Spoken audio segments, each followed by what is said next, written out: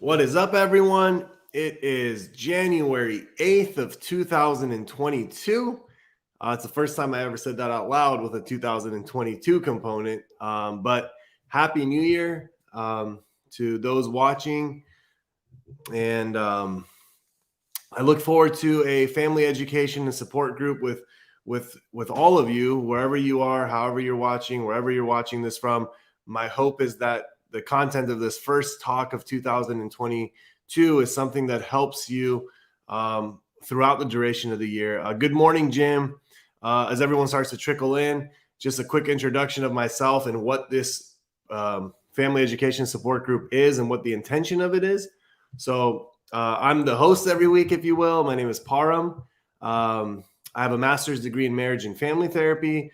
I am a licensed advanced alcohol and drug counselor. I'm one of the people that helps manage the Buckeye Recovery Network and the Ohio House and Chadwick House. I'm also in personal recovery. So June 13th, 2008 is my sobriety date. And for that, I am for sure grateful. This family education support group, it happens every single Saturday, 10 a.m. Pacific Standard Time.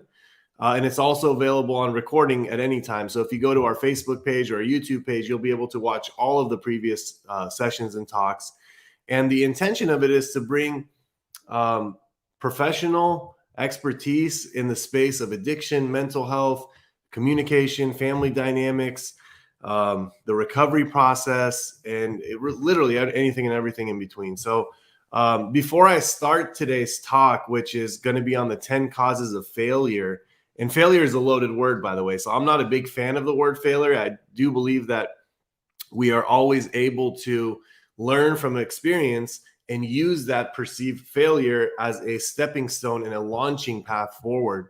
However, failure becomes failure when it stops progress and it makes people retreat back to the previous version of themselves. And good morning. I think that's my mom, dad, Leela, my cousin. She's also, she was in the healthcare space for many years. So thank you for your service in the healthcare space. But I just want to talk this on a kind of a real note here.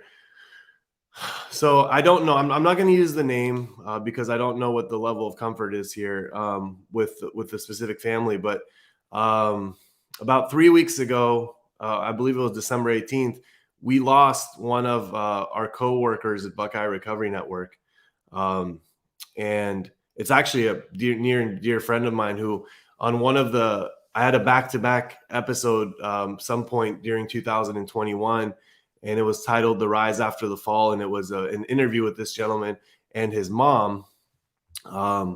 Unfortunately, this my friend of mine, a coworker of mine, he lost his life to addiction at the end of December of last year, and his mom has been someone who's tuned in for the past 2 years to every single family education support group I've ever done. Wonderful human being, wonderful family, was a guest on the show. And again, I'm not going to get into specifics because I don't know the level of comfort, but I didn't want to start talking about family education support without mentioning that. And also letting the family know that myself and everybody in this family support group is here for you.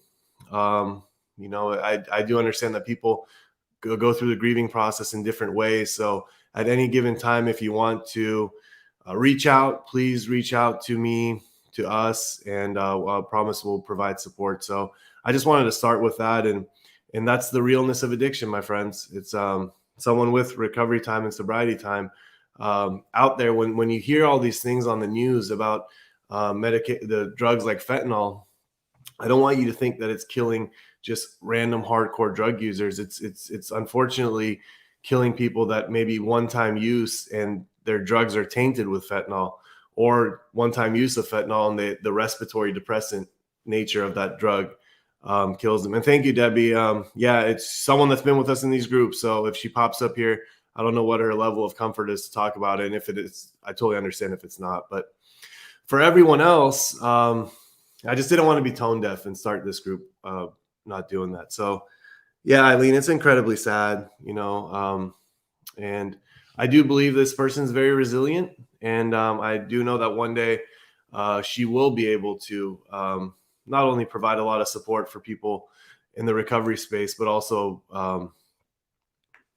gain some insight about just herself and life and people and all that kind of stuff. Because it's a wonderful family, man. Such a wonderful family. So all that being said, let me get into our talk. What's up, Moni, everybody else? Oh man. So New Year's time. I mean, if you've done any talks with me or shows with me, you all know that I am very big on finding ways to improve self from a previous version of self. So whoever you are today, that's okay. Are you willing to, are you going to do what you need to do in order to make progress from your current self? I'm not saying compare yourself to anyone else, compare yourself to you. Are you able to make progress? And in this time of the year, majority of people get inspired because the calendar moves and a new page opens up and it's like, oh my gosh, this is the year that I'm going to do X, Y, and Z. And I'm not going to sit here today and start bashing New Year's resolutions because to each their own, right? Data, science, statistics shows that New Year's resolutions do not work. They don't sustain the test of time, let alone sustain tangible evidence that it's making positive changes on a macro level. But oh, Vince, what's up, man? Let me just give a shout out to Vince. Good to see you, dude. Stick around, listen to this one. It's a good talk. So many people create these things called New Year's resolutions or these goals for 2022. But as we all know, whether it's your own experience from the past or people that you know of, that doesn't stick. So the question becomes why? Why do so many people create goals for themselves, but not many people are able to follow through and execute on those goals and achieve the success they want? So there's this book that I always talk about. It's called Think and Grow Rich. I'm not going to get into the 6 steps of riches, which I always talk about.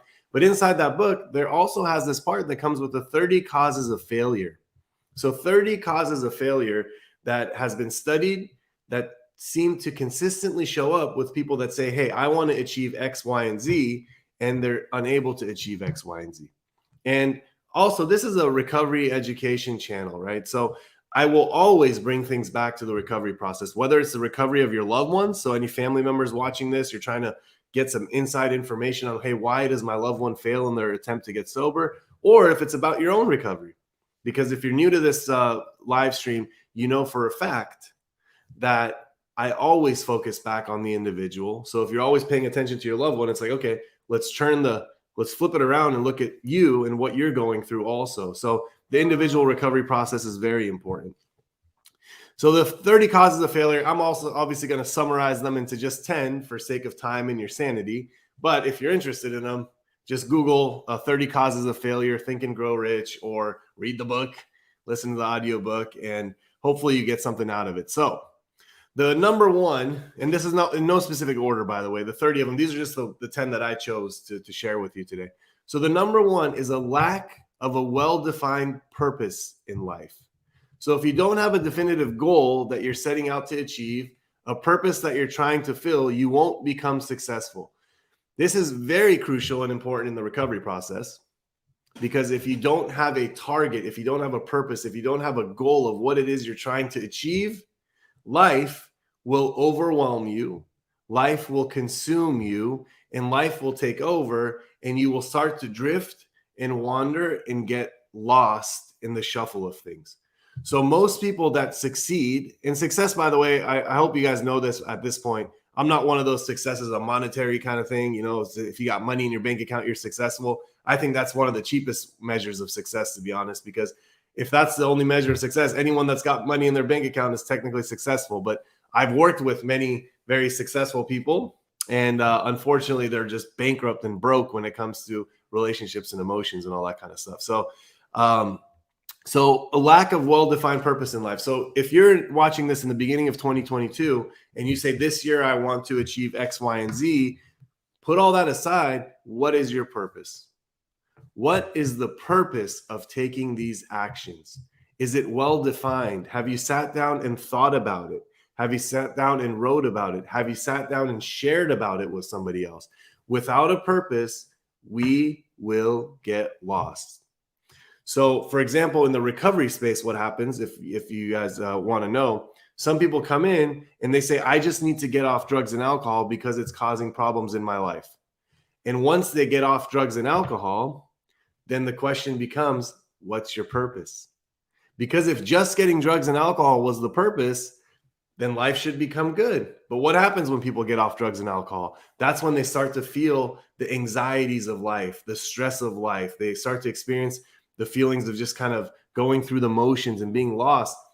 And if you're watching this and you're wondering, hey, my kid's just 30 days sober, 60 days sober, 90 days sober, 6 months sober, and he or she doesn't have a purpose yet in life, their purpose is still just getting off drugs and alcohol, right? In the first year of recovery, let's call it, the primary purpose is abstinence and getting off drugs and alcohol. That's it. That's the benchmark. In year 2, it becomes, okay, how do you take this wealth of knowledge that you've received and go help out another human being, another guy, another girl, another person just in life? And then it starts to build on that, and you start to build on that and build on that. Most people that have a sense of emptiness and loneliness and loss, one of the highest identified characteristics of them is they don't have a sense of purpose. So the next one, this one's important, I think. I like this one a lot. It says the lack of ambition to aim above mediocrity. Okay. So personally, I don't see much hope for people that have zero ambition to improve. Any individual that wants to be successful needs to put in the effort to rise above mediocrity. So, and I'm not talking about comparing yourself with others. That's toxic. That's dangerous. That doesn't lead anywhere good. It's comparing yourself with a mediocrity of self. When I wake up in the morning, am I just going to resign to comfort? Am I just going to resign to the status quo? Or am I going to say, I don't want to be equal of my yesterday. I want to improve, and I want to feel better, do better, look better. I want to think better. I want to feel more free. I want to be anything but mediocre, right? I want to thrive in life. I want to be able to thrive in life. So people that fail, I just did this talk this morning, for example, with our program participants. So I wake them up 8 a.m. I'm in the same enthusiasm, the same energy, the same level of communication I'm having right now. And, they're just kind of rolling out of bed. They got their blankets all over them. They're, just drinking some coffee. And I'm talking about the lack of ambition to aim above mediocrity. And for some of them in this current stage of the recovery, they're like, dude, I'm just trying to figure out how the heck get off drugs. That's okay. Because that is actually not being okay with mediocrity. That's saying I want to improve from yesterday. But for the ones that have a little sober time, recovery time, is, hey, when you wake up in the morning, are you committed to comfort? Are you committed to growth? Do you want to be mediocre? Do you want to just be the average version of yourself, or do you want to be the best version of yourself? And these are things that people that fail, they just commit. They don't aim above mediocrity.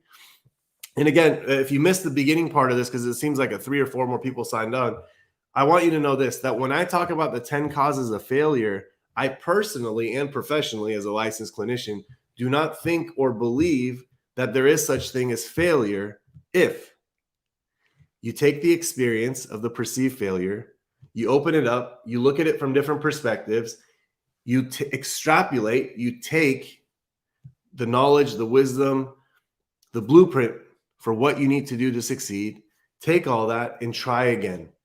If you do so, you're going to get further than where you got the first time because you have evidence of what works and what doesn't work. Sometimes knowing what doesn't work is just as important as knowing what works. And moving forward from there beyond any level that you were before.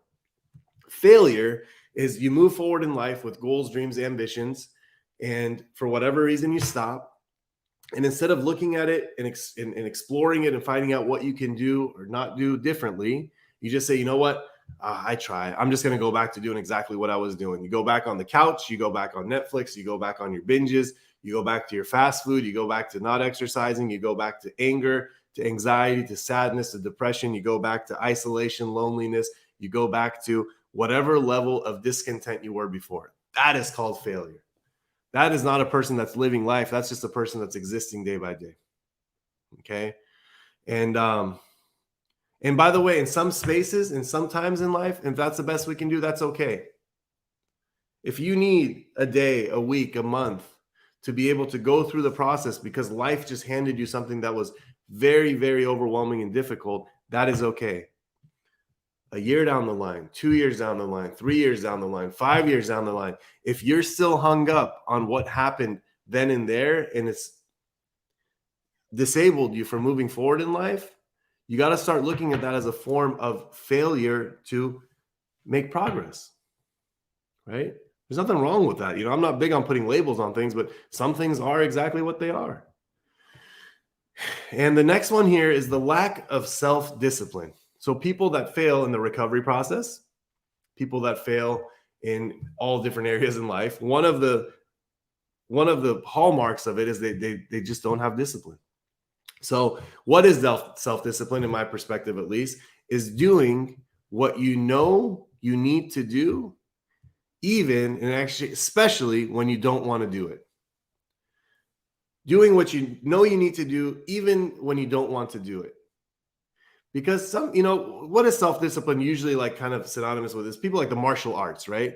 Karate, taekwondo, jiu-jitsu, Muay Thai, boxing. We always consider those fighters as very self-disciplined. They have a lot of discipline to do what they do. But if you talk to any of those people, and I have talked to some of those people, some of them at a professional level, they don't say, hey, when I wake up in the morning at 4:30 in the morning, I can't wait to go outside and run for an hour.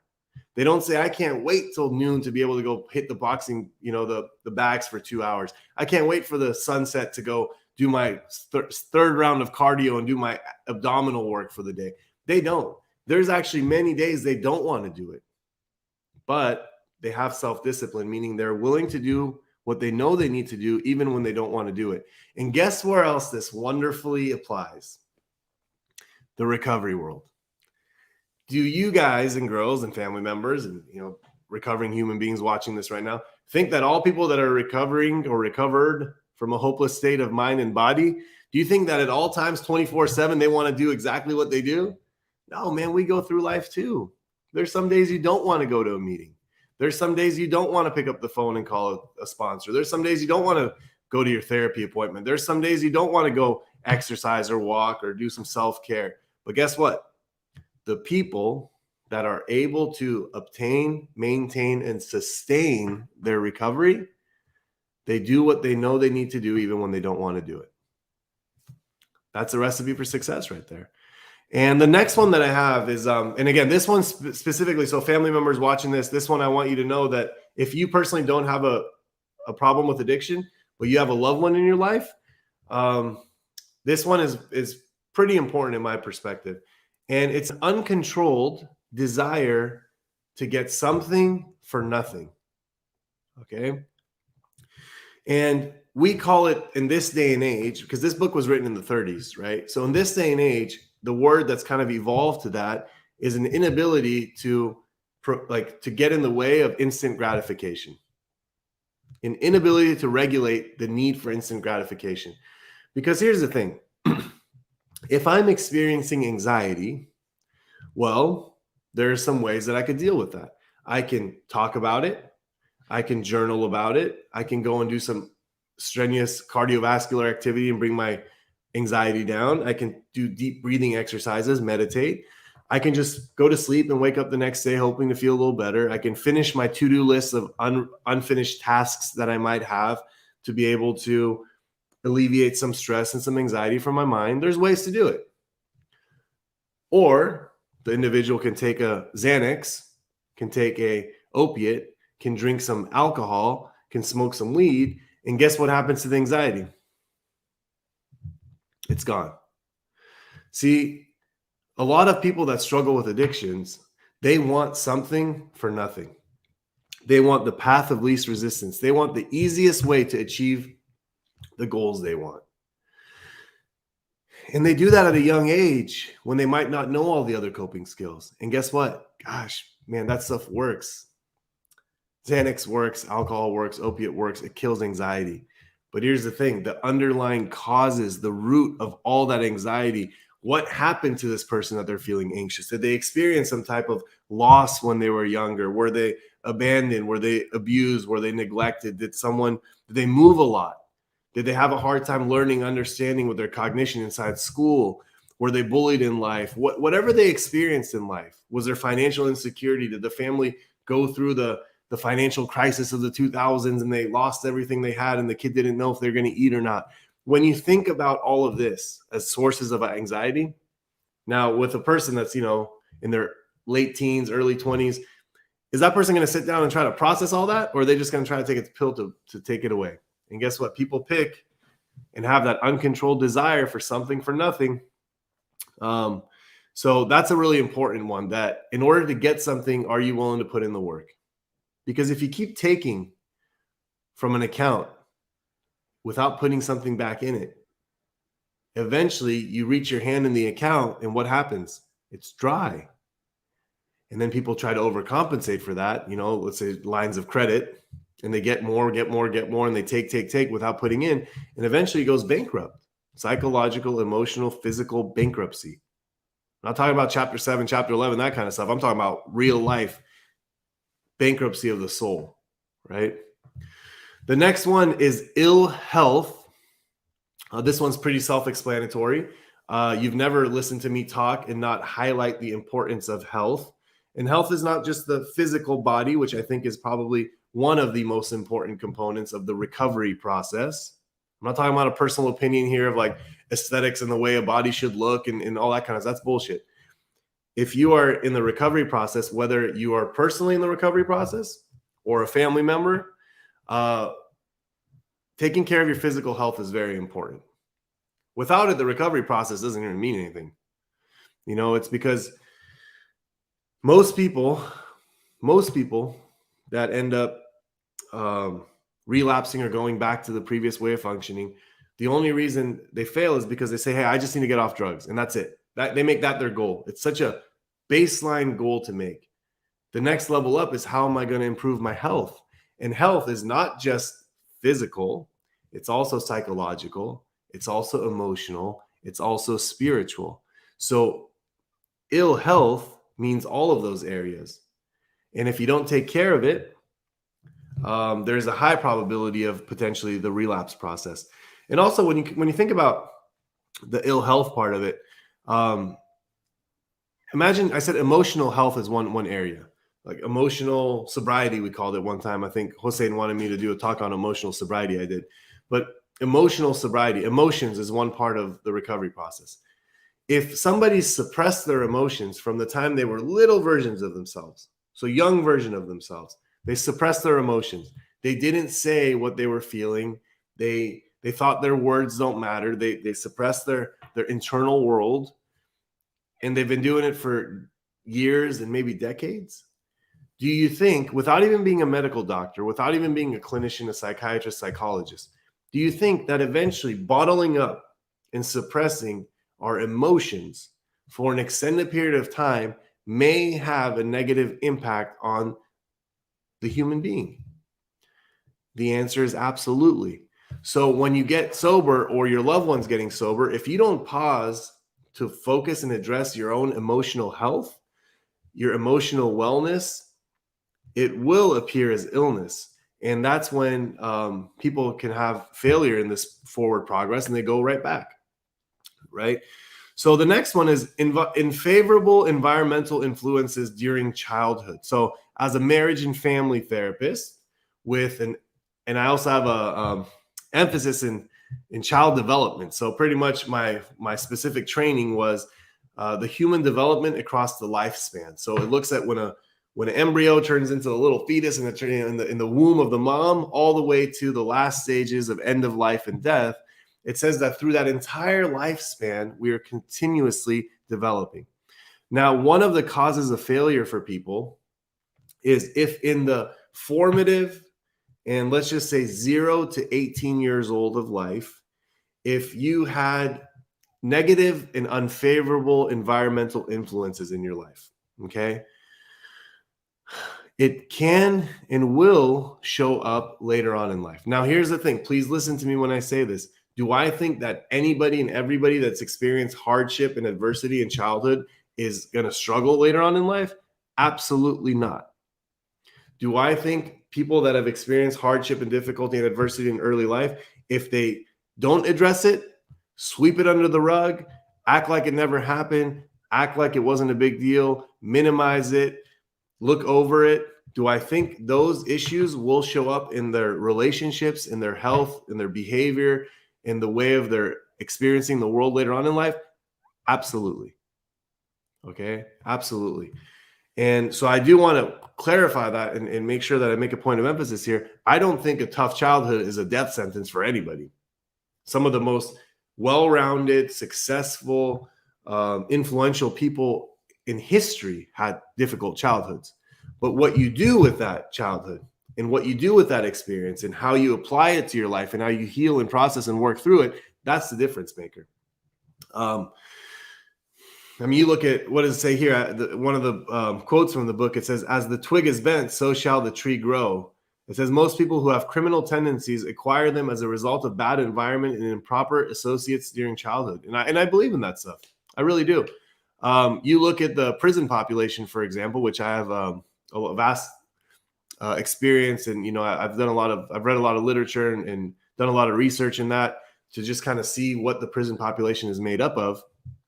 You know, and here's a stat for some people that might not know. Only 9 or 10% of the entire prison population is violent, criminal, hardcore, the kind of stuff you see on, you know, the TV, the murder shows and stuff like that. The rest of the people in the prison population are just individuals, men, women, substance abuse, mental health, highly dysfunctional worlds and childhoods and stuff like that. That's just where they ended up in.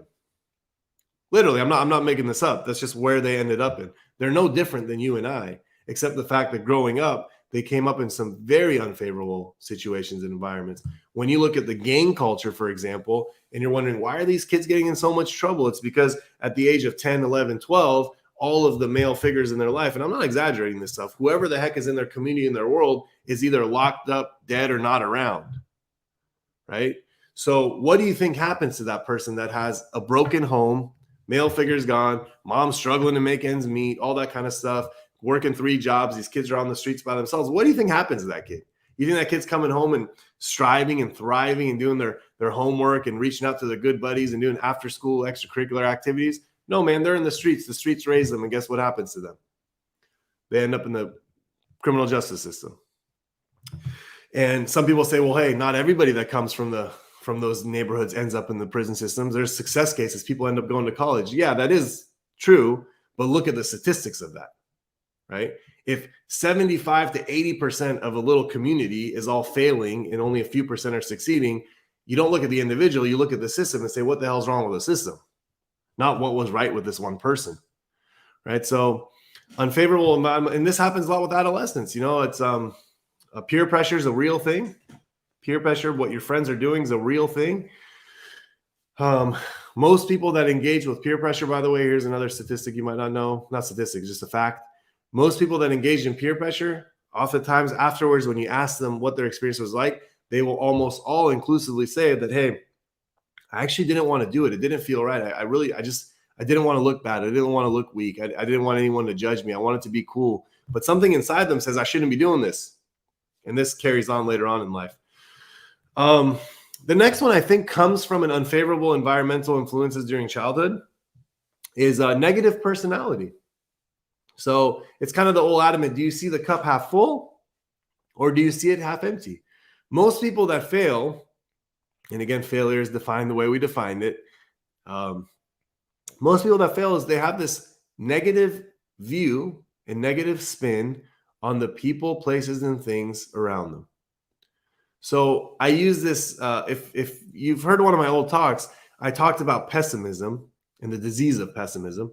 What pessimism means is this, okay? Let's say me and the 13 people watching this right now, live at least, let's say that we're sitting down in this beautiful, beautiful beach house in Malibu, California, which is, you know, it's got some pristine beaches and really nice homes. Let's say we're all sitting there in this beautiful home and on these nice couches, and we're looking outside of this beautiful view that has these floor to ceiling glass windows, and all in front of us is just the Pacific Ocean. The Pacific Ocean with the sun shining on it, and it's just majestic. It's beautiful. It's you get, you know, goosebumps of the beauty. And we're all sitting there talking about, hey, how beautiful is this? I mean, look where we're sitting. And as we go around sharing what we see, the person that's struggling with pessimism and has a negative personality is looking outside, and all of a sudden it stands up walks to the front of the mirror, grabs a little thing of, cleans the glass and says, but look at the dirt on the window, right? That is pessimism. That's a negative personality.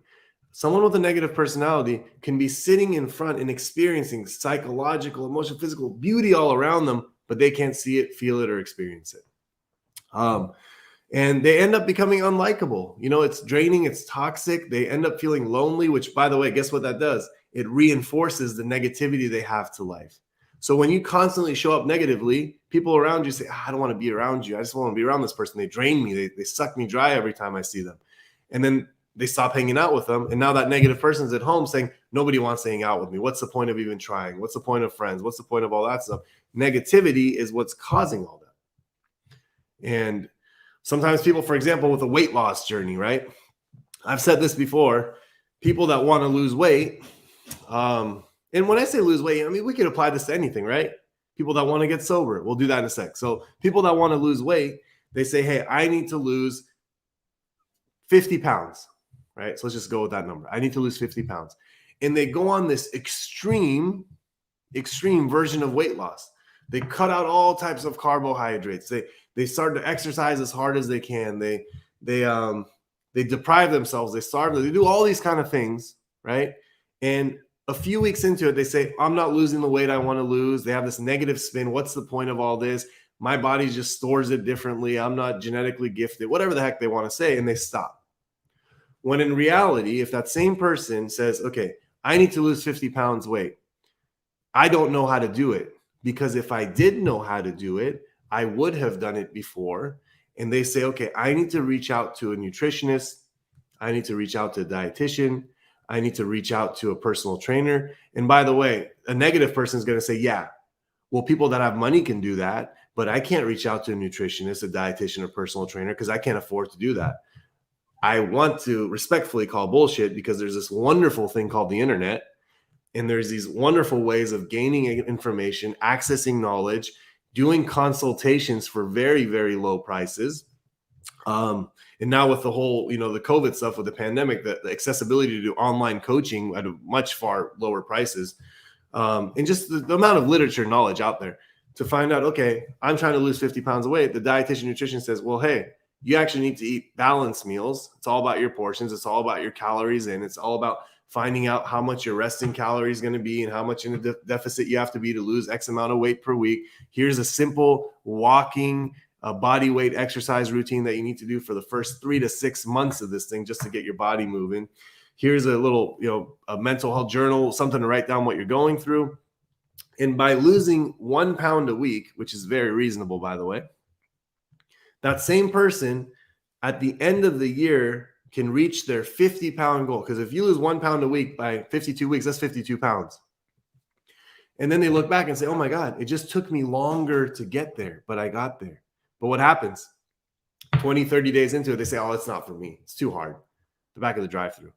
Recovery is the same way. People come into the recovery world because their whole life has been blown up. Relationships, finances, health, the trust that other people have on them. And they come in and say, I need to get sober, right? I need to get sober for myself, for my family, for my life.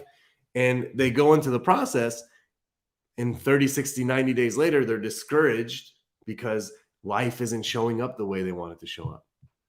But here's the thing. They never stop to ask people, hey, when did your life start to get better? If somebody asked me when my life started to get better, I would tell them, oh, it took me about 2 years.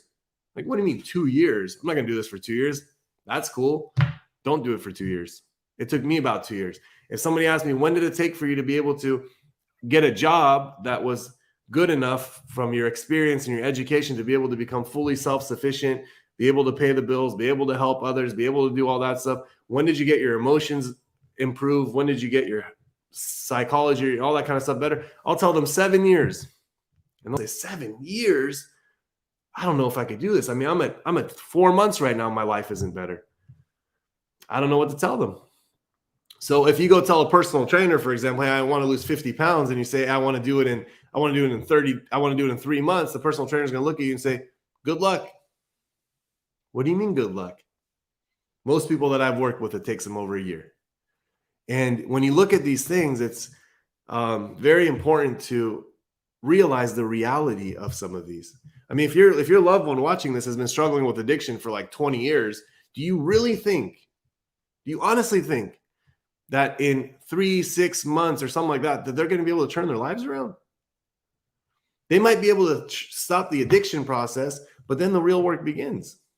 Like if your kid has had anger problems and emotion regulation problems since the time they were in grade school, do you think that with 30, 60, 90 days of sobriety, they're all of a sudden going to be able to regulate their emotions? I don't know. It's just good to kind of have realistic goals set in place of what to expect in life. There's only 3 left. The next one is procrastination. This is the most common cause of failure. And here's the best quote that I have for you. Timing will never be right. Start where you are right now. So there's so many people that are waiting for a specific time or a cue or an event to feel ready to take action. And guess what? That specific time, date, event will never come. The best time to act is right now. Here's an ancient Chinese proverb, okay? The best time to plant a tree was 20 years ago. The second best time to plant a tree is now. So the best time to do all the things that you know you needed to do for your life was 20 years ago. The second best time to do it is right now. Because 20 years from now, right now would be that 20 years ago. Okay. Procrastination is just, all it is avoidance. It's avoidance pattern. So people that procrastinate also tend to avoid. People that procrastinate are also the people that do everything last minute, that have a stack of mail they don't open up, that have conversations they need to have with people they never had. They just wait for magic to happen, and magic never comes, and they get negative about the world, that life isn't fair. You know, that's a really common process of people that procrastinate. The next one is the lack of persistence. I believe that one of the reasons I succeed, if you want to use that word, in life is because of my commitment to persistence. Some people call that a flaw sometimes. What's up, Taylor? Good to see you. Russ, see you too, man. Russ, Taylor, all the people saying hi. My persistence is something that helped me persevere through a lot of times. Like if I want to get something done, and again, people in my life they're probably laughing when they hear this. Like I don't stop until it's done. And that comes at a price tag. Sometimes it's not comfortable for people around me, but I know that in order to get an outcome, I cannot stop until I get it. And when applied positively, one can achieve all of their goals that they have in sight. And that's something that in even a history of business people and entrepreneurs is littered with stories of how persistence was the cause of success, getting up after every knockout. If you read the autobiography of people that are deemed successful in society, you will learn that these people experience significant setbacks, blowbacks, heartbreaks, pain, failures for extended periods of time. But guess what? All we see is, oh, that's a successful person that opened up that restaurant. That's a successful person that has that business.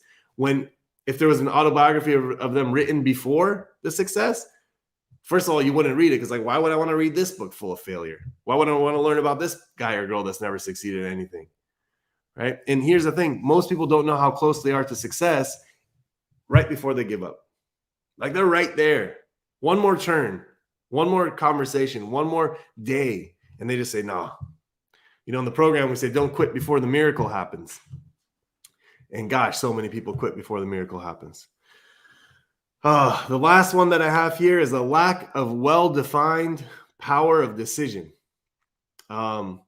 So in all of these groups, we've talked about what it means to make a decision. And I'll say it again one more time because it's the first one of the year.